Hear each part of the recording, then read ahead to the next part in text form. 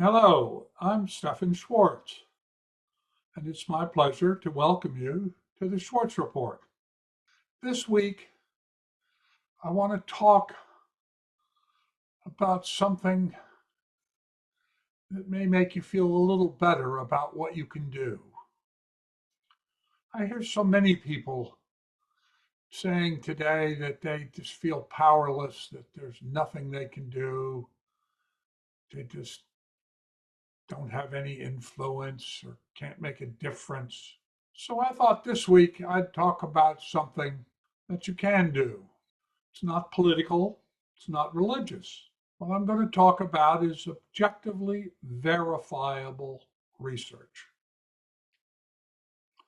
And that is the ability of you to hold an intention of healing for another and make a difference in an objectively verifiable way. Now, I know that a lot of people will say, well, that's just magical thinking. I mean, does this effect really exist? Is it possible in principle for individuals to influence at a distance the physiological function of another organism? I mean, is that just a religious belief? Or is it something you can objectively measure? So, what I'm talking about is something you can objectively measure. This is a body of research that's been going on for about a little over 50 years. One of the first experiments was done by a French researcher named Jean Barry back in 1968. And he wanted to know, is it possible for individuals to inhibit the growth of fungus by just focusing their intention on it? I mean, is that possible? Well, he grew a whole bunch of fungus in little glass dishes called petri dishes, 194 dishes specifically. And he had 10 people come in and he asked them to concentrate for 15 minutes on inhibiting the growth of those cultures in the dishes. Now, they weren't touching them, they were about 3 or 4 feet away, and they did what he asked. They concentrated for 15 minutes. And I think to everybody's surprise, 151 of the dishes showed retarded growth compared to the rest of the dishes. So 151 out of 194. And I start with this inhibition of growth to make the point that the intention that we hold, both positively and negatively, can have an effect. In 1973, a few years later, two researchers, Harrelson and Thorenson, who wanted to test this idea, but they wanted to look at it from the other way. They got 7 students of theirs, and they grew a bunch of yeast in test tubes, 240 test tubes, and they randomly split them into 2 groups, 120 to be the focus of intention and 120 to be controls. They just left them alone. And they asked 7 of their students to focus on producing increased growth in the 120 that they were focused on. And that's what happened. 2 other researchers a few years after that, Tedder and Monty, tried to from a different direction, and that was inhibiting again, like Jean Barry. What they wanted to look at was, does distance make a difference? So they got a group of people to do this, and they were 1 to 15 miles away from the fungal cultures. And they did 16 trials. That is, they tried it 16 times. And what they found was that the healers, the subjects, participants, could do both. They could impede the growth and they could stimulate the growth, and they could cause them to mutate in the directions that they wanted. Now, think about that. Fungus, small organisms. What about animals? Can you produce such an effect on an animal? Well, there have been over 20 experiments like that over several years. And one that I particularly liked was that the healers tried to awaken mice more quickly from anesthesia. So they would anesthetize the mice, and people would focus the intention that they should wake up. And what they found was highly significant, because in 19 of the 21 studies that they did, the mice that were the targets of intention to awaken them did awaken faster than the control mice. Then they asked another group of researchers, could you stop, for instance, a cancer tumor in a mouse? And they decided that they would try. Two researchers, Anito and Dwayne Elgin. And what they found was that the mice that were the target of healing intention had less tumor growth than the untreated mice who were the controls. Now, I have issues with that kind of animal experimentation, but nonetheless, the treated mice had a very different experience than the untreated mice.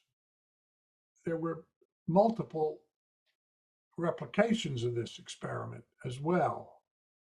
3 replications where they tried to cure them of a cancer that was transplanted into the mice. In 29 of the 33 experimental mice, 87.9%, were cured of cancer, versus 18 of the 26 control mice that were on site, and then none of the 8 controls who were off site. But even more interesting, when they re-injected the tumor cells into the cured mice, it didn't work. They didn't get cancer again. So, little organisms, little animals. What about humans? Almost every religion has the idea that of healing prayer, but is it religious, or is it that they have observed over the centuries, humans, that when people hold healing intention, that it makes a difference? So let me look at some of the healing experiments involving humans, because there have been quite a number of these. I have done several myself. And what you see is that people who are the focus of intention, therapeutic intention, we call it in science, have very different outcomes than people who are not the focus. And now what is that saying to you? You hear that a friend or a family member has contracted something. Well, could you make a difference? And the answer is, based on all of this research, and there are dozens and dozens of these studies now, is that yes, you can.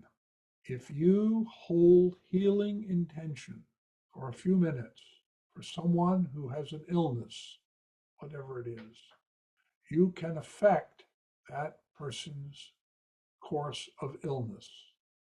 There have been so many of these studies, in fact, that a researcher named Bird looked at people, 333 patients admitted to a coronary care unit, and they split them into 2 groups, and they had healing for one group and nothing for another group.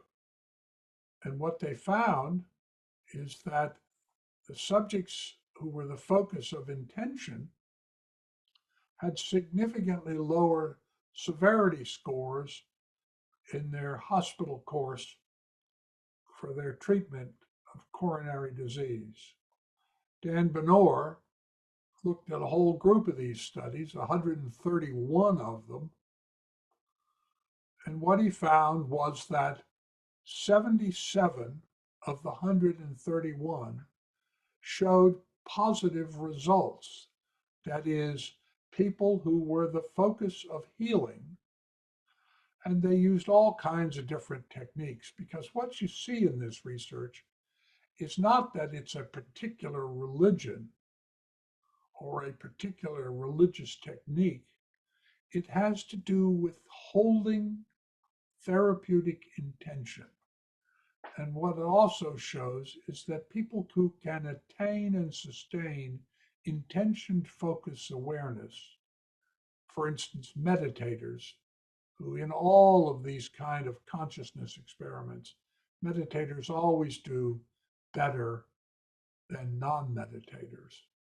What they found was that, as I said, of 131 controlled trials, 77 of them showed that the people got better than the control groups. A study was done about the success of in vitro fertilization. And what they discovered was those in vitro fertilizations that were the focus of therapeutic intention were more successful. So what I'm trying to get clear, I hope, with you, and you can go and see all of the references of all of these studies, because there's just too many for me to do them all. But you can go, as I do every week, I put up the references, and you can go to any of them and search out and read the research papers. You can get them off of the various databases. You can go to Google Scholar. You can go to PubMed. There are a number of places that you can go to do this. Wayne Jonas, a researcher in 2002, looked at 2,200 published reports, 122 laboratory studies, 80 randomized control trials, 128 summaries and reviews, 95 observational studies, 271 case reports. And what he discovered was, when you use standard medical evaluation, was that these mind-matter interactions, this therapeutic intention idea, that they rated quite well. In fact, the non-religious ones, where people just did a religious practice without any real focus of intention, it's the intention's the key. These just sort of casual religious without really focusing intention, they didn't do as well. So it's not about religion. It's not about any particular practice. It's about the capacity to hold therapeutic intention, and you can do that by attaining and sustaining focused awareness. And meditation is the best way to do that. And I have talked about this in other podcasts, and you can go to my website, which is listed at the end of this, and you can download Meditation for Modern Minds, which is specifically developed to help people in modern day develop a successful meditation practice that's not religious. It's about being able to hold intention. So when you think about what's going on around you, and you see people who are struggling, for instance, or people who have an illness, people who are having problems, alcohol problems, drug problems, whatever. If you hold them in therapeutic intention, you can make a difference. You don't have to tell them. They don't have to know. You don't have to tell anybody. You just take a little time each day and hold these people in therapeutic intention. Now I'm going to tell you finally one of the most extraordinary things that I have discovered in this research.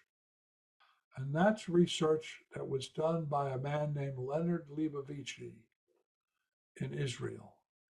And he asked the question, we know from all the research that the distance doesn't matter.